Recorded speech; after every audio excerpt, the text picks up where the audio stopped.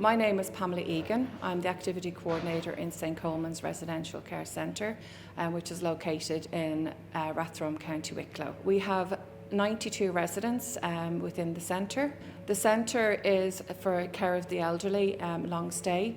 We also have respite and daycare services. So we have a wide range of activities here. The horticulture programme has been a really good hit with the residents here. A 4-week social and therapeutic horticulture project was piloted in 2022 across Community Healthcare East. This was in response to the impact of COVID on residential sites and a need to engage service users and staff in activities that promoted social inclusion and well-being. The 5 sites included service users from older persons, disabilities and mental health. The aim of the project was to increase participants' well-being through caring for and working with plants. This work aligns to the actions in our Community Healthcare East Healthy Ireland implementation plan. The benefits of social and therapeutic horticulture, number one is the social inclusion, bringing people together, helping to alleviate isolation. Then there's emotional benefits.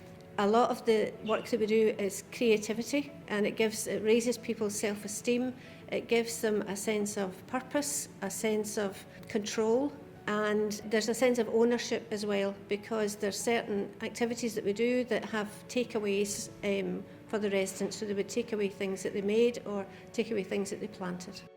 We're just putting a few the planters in again today. Yeah, I like flowers now. Its colours are gorgeous. I find that horticulture is a huge benefit to the residents here because it's something they all look forward to, and they get great satisfaction of seeing their plants and their veg grow.